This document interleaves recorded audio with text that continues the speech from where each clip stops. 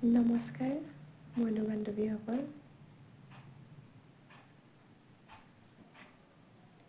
world ৰেকৰ্ডৰ বাবে যিটো দিহানাম হ'ব কৈছিল তাত আহিম বুলি বা যাম বুলি সকলোৱে ভাবি আছিল যোৱাটো নহ'লে কিয় নহ'ল এই ভিডিঅ'টো চালে আপোনালোকে গম পাব আৰু যেহেতু দিহানামৰ দিনটো পিছুৱাইছে বুলি গম পাইছোঁ কিন্তু কেতিয়া হ'ব সেইটো ভালদৰে নাজানো আমাৰ সংস্কৃতি আমাৰ অধিকাৰ গুৰু আমাৰ প্ৰাণৰ প্ৰাণ গুৰু অসমীয়া জাতিৰ মান গুৰু বিনে নাপায় বা পোহৰৰ সন্ধান যিজনা গুৰুৱে সাহিত্য সংস্কৃতি নাট গীত ভাওনা দি অসমীয়া জাতিটোক বিশ্বৰ ভিতৰত চহকী জাতি হিচাপে পৰিচিত কৰি গ'ল সেইজনা গুৰুক বাদ দি আমি একো কাম কৰিব নোৱাৰো ভক্তিমাৰ্গীয় কোনো নাম প্ৰসংগ নাট গীত ভাওনা সেয়া আমি একেবাৰে কৰিব নোৱাৰো গতিকে গুৰুক আমাক প্ৰতি মুহূৰ্ততে প্ৰয়োজন হ'বই নমস্কাৰ মই অমিয়ানেও কলিতাই আপোনালোক সকলোলৈকে ভক্তিভৰা সেৱা নিবেদন কৰিছো ইতিমধ্যে আপোনালোকে বিশ্ব অভিলেখ গঢ়িব বিচৰা দিহানামটোৰ প্ৰসংগত মই এটি ভিডিঅ' দিছিলো হেতু আপোনালোকে পাইছে আৰু সেয়া মই মোৰ নিজৰ মনৰ ভাৱ প্ৰকাশ কৰিছিলো কিন্তু এতিয়া গম পাইছো সেই মোৰ মনৰ যিটো ভাৱ হেতু আপোনালোকৰ সকলোৰে মত সকলোৱে সহমত প্ৰকাশ কৰিছে বিভিন্ন জনে আমালে ফোন কৰিছে মেছেজ পঠাইছে সকলোৰে গ্ৰুপ হৈ কনফাৰেন্স কল কৰি কৈছে যে বাইদেউ আপোনাৰ এই কথাটোৰ লগত আমি সহমত প্ৰকাশ কৰিছো আৰু যি সকল মহিলা এই নামভাগত যোগদান কৰিবলৈ সহযোগ কৰিবলৈ গৈছিল তেওঁলোকো কৈছিল যে এয়া গোসাই উপজা নাম আমি আমাৰ মা আইতা ককা দেউতা যত যি আছে তেওঁলোকৰ পৰা আমি শুনিছো এয়া গোসাই উপজা নাম আৰু জন্মাষ্টমী দিনা এই নামভাগ গোৱা হয় সকলোৱে গায় অসমৰ প্ৰতিটো নাম ঘৰত জন্মাষ্টমী দিনা গোৱা হয় আজি ৰাতি শিলাবৰকিলে এই নামভাগ এটা নিৰ্দিষ্ট সুৰত গুৰু শিষ্য পৰম্পৰা মতে চলি থকা এই আসলতে এই নামবোৰ তেনে ধৰণে এই সুৰটোতে পৰিবেশন কৰা হয় কিন্তু এতিয়া আমি দেখা পাইছো যে সেই সুৰটোকো সলনি কৰি আপোনালোকে দিহানাম বুলি পৰিবেশন কৰিবলৈ লৈছে আৰু এটা কথা কওকচোন মই কৈছোৱে যে ভক্তিমাৰ্গীয় যিখিনি আমাৰ অনুষ্ঠান সেই অনুষ্ঠানবোৰত আমি কি কৰো প্ৰসংগে হওক ভাওনাই হওক দিহানামে হওক বৰগীতে হওক যিয়ে নহওক আমি গুৰু স্মৰণ কৃষ্ণ শংকৰ গুৰু হৰি এই গুৰু স্মৰণ নোকোৱাকে আমি কোনো কাৰণতে নাম পৰিবেশন নকৰো আমি আৰম্ভণিতে গুৰুজনাক স্মৰণ কৰি লওঁ তাৰ পাছতহে আমি নাম পৰিবেশন কৰো তে কথা হল আপোনালোকে নিৰ্দিষ্ট সময়ত নাম আপোনালোকে ৰেকৰ্ড কৰিব লাগে আমি জানো কিন্তু 8 মিনিট সময়ও বহুত সময় মই যি গম পাইছো 8 মিনিট সময় আপোনালোকক দিছে সেই 8 মিনিট সময়ৰ ভিতৰতে আপোনালোকে গুৰু স্মৰণো ভৰাব লাগিব আৰু দিহানামৰ দিহা যিটো জুৰণি হেতু দিব লাগিব দিহা ভাঙনি দিব লাগিব আৰু তিনিটা লয়ত আপোনালোকে নামভাগ পৰিবেশন কৰিব লাগিব যেহেতু আপোনালোকে এই নামভাগ কেতিয়াও ইয়াৰ বিষয়বস্তু দিহানাম হোৱা নাই গতিকে আপোনালোকক এতিয়া অনুৰোধ জনাইছো আপোনালোকৰ এতিয়াও সময় আছে 17 তাৰিখলৈকে 17 ডিসেম্বৰলৈকে যথেষ্ট সময় আছে আপোনালোকে এটি সুন্দৰভাৱে দিহানাম লৈ আপোনালোকে নামভাগ ৰেকৰ্ড কৰক বাৰে বাৰে কৈছো যে আপোনালোকে ৰেকৰ্ড কৰাত আমি কোনো কাৰণতে হেঙাৰ হ'ব বিচৰা নাই বা আমি বাধা দিব বিচৰা নাই আমাক মাতিলে এই কথা আমি কোনো কাৰণতে ক'ব বিচৰা নাই আপোনালোকে যি কৰিছে ভাল কৰিছে কিন্তু এটা কথা যে আপোনালোকে যদি নাজানে দিহানামৰ বিষয়বস্তু নাজানে যদি দিহানামৰ পৰিবেশন শৈলী নাজানে দিহানামত কি বিষয় সন্নিবিষ্ট হৈ আছে লয়ৰ কথা আছে এইখিনিও যদি নাজানে কিয় আগবাঢ়িছে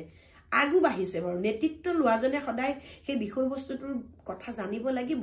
আগবঢ়াৰ পাছতো আপোনালোকে বিজ্ঞজনৰ লগত সোধা নাই কিয় এটো এটা ডাঙৰ কথা এই কথাখিনি আপোনালোকে বিচাৰ বিবেচনা কৰক আপোনালোকৰ এই কথাবোৰৰ ওপৰত বহু লোকে আমাক মন্তব্য দিছে দেখুৱাইছে কোনোবাই আপোনালোকে বহুত 2000-3000 টকা লৈ এনে ধৰণে ৰেকৰ্ডিং কৰিছে কিবা কৰিছে যি কৰিছে কাৰোবাক গাবলৈ দিছে কাৰোবাক নাই দি এই কথাখিনি আমাক অৱগত কৰিছে গতিকে এইটো অকনমান বস্তু নহয় অকনমান বিষয় নহয় এইটো অসমীয়া জাতিৰ এটা প্ৰাণ হয় আমি সকলোৱে পৰিবেশন কৰি আছো গাঁৱে ভূঞে নগৰে চহৰে সকলোৰে মাজতে সমাদৰ লাভ কৰা এটা বিষয় আৰু এটা কথা মই কৈছো যিসকলে আমাক জানে নজনা সকলকো কৈছো যে এই বিষয়টো পদ্ধতিগত হিচাপে পৰিবেশন শৈলীক আমি দিহানামৰ প্ৰতিযোগিতাত আমি প্ৰতিষ্ঠা কৰিবৰ কাৰণে অহোপুৰুষাৰ্থ চেষ্টা কৰিলো আমি পেছাদাৰী হিচাপে কেৱল অসমৰ বিভিন্ন ঠাইত আমি বিভিন্ন ৰং দেখুৱাই বিভিন্ন ভাও ভাকতি দেখুৱাই দিহানাম গাই জীৱিকা উপাৰ্জনৰ পথ হিচাপে কিন্তু এটো কাম কৰা নাই আমি কৰিছো এই সংস্কৃতিটো শুদ্ধ ৰূপত থাকক ভৱিষ্যত প্ৰজন্মৰ কাৰণে শুদ্ধ ৰূপত থাকক শুদ্ধ হিচাপে প্ৰকাশিত হওক সেই কাৰণে কৈছো বহু কষ্ট কৰিলো জীৱনৰ বহুত ৰঙীন সপোন একাখৰীয়া কৰি থলো জীৱনৰ বহু মূল্যৱান সময় এই বিষয়টো শুদ্ধ হওক বুলি দিলো কিন্তু এজোপা গছক সাৰ জাবৰ দি ডাঙৰ কৰাৰ পাছত আপোনালোকে যদি সেই ফলটো আনি যদি সেই ধ্বংস কৰিব বিচাৰে গছজোপাকে অনিষ্ট কৰিব বিচাৰে তেতিয়া কি শান্তি থাকিব পাৰিম নেকি জকাই মাৰি ভুৱা নাই আজি এটো বিষয়ত কালি এটো বিষয়ত এনেধৰণে থকা নাই এটা নিৰ্দিষ্ট বিষয়তে গোটে জীৱনৰ সময় দিছো গতিকে আপোনালোকে নষ্ট কৰা দেখিলে কিয় মাত নামাতিম আমি হেতু আমাৰ অধিকাৰ আছে এটো আমি সামাজিক দায়বদ্ধতাৰে কাম কৰা আমাৰ অধিকাৰ আছে নৈতিক অধিকাৰ আছে এটো যে আপোনালোকে যেটো ভুল সেই ভুলটো স্বীকাৰ কৰক আৰু আপোনালোকে এভাগ শুদ্ধ নাম লৈ আপোনালোকে ৰেকৰ্ড কৰক কি কৰে কৰক এটো আমাক ক'বলৈ নাই কিন্তু যদি আপোনালোকে এই নাম ভাগকে দিহানাম বুলি প্ৰচাৰ কৰে তেতিয়াহলে অসমৰ যিসকল মহিলাই দিহানাম প্ৰতিযোগিতা কৰি আছে এই নাম ভাগকে উজনিৰ পৰা নামনিলে প্ৰতিযোগিতা হিচাপে গক আপোনালোকে সুন্দৰকে স্বৰলিপি বনাই দিয়ক তাল মান লিখি গুটেখিনি কৰি দিয়ক তেতিয়া হয়তো এই নাম ভাগকে একেবাৰে ভৱিষ্যত প্ৰজন্মৰ কাৰণে কালৰ কাৰণে সকলো সময়ৰ কাৰণে দিহানাম হিচাপে ৰব নহলে কিন্তু নহব মই বাৰে এটো কথা কৈছো মই কি কৰিব লাগে মই কৰিম প্ৰয়োজন হলে মই আমৰণ অন্নখন কৰিম এই দিহানামক অথচ মই এনে ধৰণে নষ্ট হ'বলৈ কিন্তু নিদু মই কৈছো ন এয়া মোৰ প্ৰাণ এয়া মোৰ জীৱন ইয়াত মোৰ সৰ্বস্ব আছে মই এই দিহানামৰ লগত জড়িত হৈ মই সৰ্বশান্ত হৈছো যিসকলে জানে মোৰ ওচৰে পাজৰে জানে মোক জনা সকলে জানে এই বিষয়টো শুদ্ধ নহলৈকে মই মাতিয়ে থাকিম মই পুনৰবাৰ কৈছো মই এনে শিল্পী নহয় যে মই ভাতও নহয় কোনোবাই মোক নাম এটা লিখি দিছে তাকে মই জনা নজনাই মই ভুলে শুদ্ধই মই কি কৈছো পৰিবেশন কৰিছো মই সেই পৰ্যায়ৰ শিল্পী মই নহয় মই পাবত গজা শিল্পী নহয় মই জনপ্ৰিয়তা লাভ কৰাৰ পাছত জপিয়া কৰা শিল্পী মই নহয় মোৰ একাগ্ৰতা আছে মোৰ ইয়াত সাধনা আছে মোৰ ইয়াত তেজ আছে আপোনালোকে নাজানে আপোনালোকে হয়তো নাজানে সেই উদ্যোক্তা সকলে নাজানে এজন ব্যক্তিৰ নামকে খুব ঘনাই কৈ আছে গণেশ দাস ডাঙৰীয়া আপোনাক নমস্কাৰ জনাইছো আপোনাৰ মনত ভাল ভাবৰ উদৰ হৈছে আপুনি হয়তো ভাবিছে যে দিহানামকো ৰেকৰ্ড কৰিলেহে দিহানাম জীয়াই থাকিব কিন্তু এটো আপুনি ভুল ভাবিছে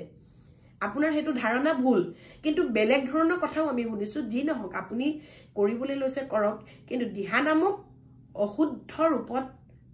আপোনালোকে প্ৰচাৰ কৰি এই বিষয়টোক নষ্ট কৰিবলৈ যেন আৰু আগ নাবাহে এয়া মোৰ ব্যক্তিগত কথা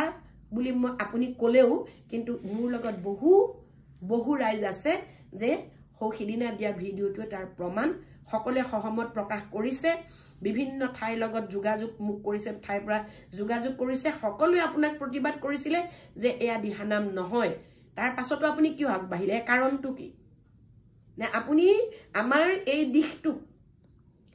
নষ্ট কৰিবৰ কাৰণে কাৰবাৰ পৰা ঠিকা লৈছে নেকি নে আপুনি ষড়যন্ত্ৰ কৰিছে নেকি যে অসমীয়াৰ এই বিষয়বস্তুটো মই ধ্বংস কৰি দিও বুলি আপুনিও ঠিকা লৈছে নেকি কৰিবলৈ দিয়া নহব সকলোকে অনুৰোধ জনাইছো সকলোৱে যেতিয়া আপোনালোকে মোৰ লগত সহমত প্ৰকাশ কৰিছে সকলোৱে হৈ কথাখিনি কৈছো গতিকে আপোনালোকে ভিডিওটো শেয়াৰ কৰি দিব সকলোলৈকে কথাখিনি আপোনালোকে নিজৰ মত প্ৰকাশ কৰিব আৰু যি সকলে এই অনুষ্ঠানৰ লগত জড়িত হৈ আছে যদিহে আপোনালোকে গুৰুজনাক বাদ দি যদি ভক্তিমাৰ্গীয় সংগীত পৰিবেশন কৰিব বিচাৰিছে গুৰুজনাক যদি নৎসাত কৰিব বিচাৰিছে তেতিয়া হলে চাওক অসমতে গুৰুজনাক চিনি নাপায় বাহিৰতটো নাপায় গতিকে বহু কথা ক'বলগীয়া আছে নিশ্চয় আৰু কম আপোনালোক সজাগ হওক সচেতন হওক